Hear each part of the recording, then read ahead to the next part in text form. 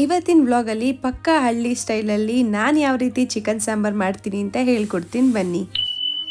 Hi hello ಎಲ್ರಿಗೂ ನಮಸ್ಕಾರ, welcome to my mini vlog. ನಿನ್ನೆ ಈವ್ನಿಂಗ್ ಒಂದು ರೀಲ್ ಪೋಸ್ಟ್ ಮಾಡಿದ್ದೆ, ಅದಕ್ಕಂತೂ ಸಿಕ್ಕಾಪಟ್ಟೆ ಲವ್ ತೋರಿಸಿದ್ದೀರಾ, ಥ್ಯಾಂಕ್ ಯು ಸೋ ಮಚ್.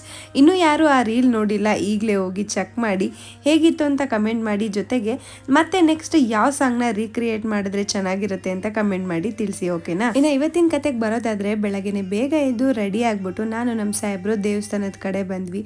ಅಲ್ಲಿ ಇನ್ನೂ ಬಾಗ್ಲು ಕೂಡ ತೆಗ್ದಿರ್ಲಿಲ್ಲ ದೇವಸ್ಥಾನದ್ದು. ನಾವೇ ಹೋಗಿ ಪೂಜೆ ಎಲ್ಲ ಮುಗಿಸ್ಕೊಂಡು ಚಳಿನಲ್ಲಿ ಸ್ವಲ್ಪ ನಡ್ಕೊಂತ ಮನೆ ಕಡೆ ಬಂದಿದ್ದಾಯ್ತು. ಇನ್ನು ಮನೆಗೆ ಬಂದ ತಕ್ಷಣ ನಮ್ಮ ಸಾಹೇಬ್ರು ಮತ್ತೆ ನನಗೆ ಅಂತ ಬಿಸಿ ಬಿಸಿಯಾಗಿ ಒಂದು ಕಪ್ ಕಾಫಿ ಮಾಡಿಕೊಟ್ರು. ಕಾಫಿನೆಲ್ಲ ಕುಡ್ಕೊಂಡು ಅದಾದ್ಮೇಲೆ ಇವತ್ತಿನ ಅಡುಗೆ ಕೆಲಸನ ಶುರು ಮಾಡಿಕೊಂಡೆ. ನಾನಿವತ್ತು ಹಳ್ಳಿ ಸ್ಟೈಲ್ ಚಿಕನ್ ಹೆಂಗೆ ಮಾಡೋದು ಅಂತ ಹೇಳ್ಕೊಡ್ತೀನಿ, ಬನ್ನಿ. ಹೌದು, ಇವತ್ತಿನ ಬ್ಲಾಗಲ್ಲಿ ನಾನು ಯಾವ ರೀತಿ ಚಿಕನ್ ಸಾಂಬಾರ್ ಮಾಡ್ತೀನಿ ಅಂತ ಹೇಳ್ಕೊಡ್ತೀನಿ ಬನ್ನಿ. ಹಾಗೆಯೇ ಕ್ವಾಂಟಿಟಿ ಕೂಡ ಮೆನ್ಷನ್ ಮಾಡ್ತೀನಿ. ನಾನಿಲ್ಲಿ 2 kg ಚಿಕನ್ನ ತೊಗೊಂಡಿದ್ದೀನಿ.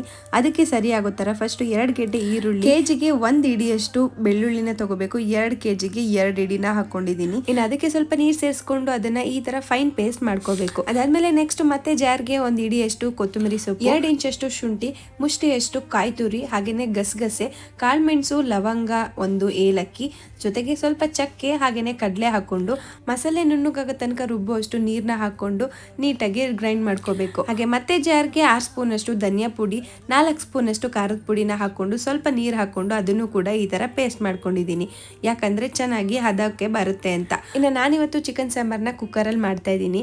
ಕುಕ್ಕರ್ ಸ್ವಲ್ಪ ಬೆಚ್ಚಗಾಗಕ್ಕಿಟ್ಟು ಅದಕ್ಕೆ ಎಣ್ಣೆ ಹಾಕೊಂಡು ಫಸ್ಟು ಈರುಳ್ಳಿ ಬೆಳ್ಳುಳ್ಳಿ ಪೇಸ್ಟ್ ಹಾಕೋಬೇಕು. ಅದ್ರ ಹಸಿ ಘಮ ಹೋಗೋ ತನಕ ಬಾಡಿಸ್ಕೊಂಡು ಅದಾದ್ಮೇಲೆ ಚಿಕನ್ನ ಆ್ಯಡ್ ಮಾಡ್ಕೋಬೇಕು. ಇನ್ನು ಒಂದು 5 ನಿಮಿಷ ಆ ಈರುಳ್ಳಿ ಬೆಳ್ಳುಳ್ಳಿ ಪೇಸ್ಟ್ ಅಲ್ಲಿ ಚಿಕನ್ ಬಾಡಬೇಕು, ಅಲ್ಲಿವರೆಗೂ ಬಿಡಬೇಕು. ಅದಾದ್ಮೇಲೆ ರುಚಿಗೆ ತಕ್ಕಷ್ಟು ಉಪ್ಪು, ಹಾಗೇನೆ ಒಂದು ಚಿಟಿಕೆಯಷ್ಟು ಅರಿಶಿನ ಸೇರಿಸ್ಕೊಂಡು ಅದನ್ನು ಕೂಡ ನೀಟಾಗಿ ಮಿಕ್ಸ್ ಮಾಡಿಕೊಂಡು ಒಂದು 10 ನಿಮಿಷ ಮತ್ತೆ ಅದು ಫ್ರೈ ಆಗೋದಕ್ಕೆ ಬಿಡಬೇಕು. ಅದಾದ್ಮೇಲೆ ನಾವು ತಗೊಂಡಿದ್ವಲ್ಲ ಖಾರದ ಪುಡಿ, ಧನಿಯಾ ಪುಡಿ, ಅದನ್ನ ಹಾಕೊಂಡು ನೀಟಾಗಿ ಮತ್ತೆ ಒಂದು ರೌಂಡ್ ಮಿಕ್ಸ್ ಮಾಡ್ಕೋಬೇಕು.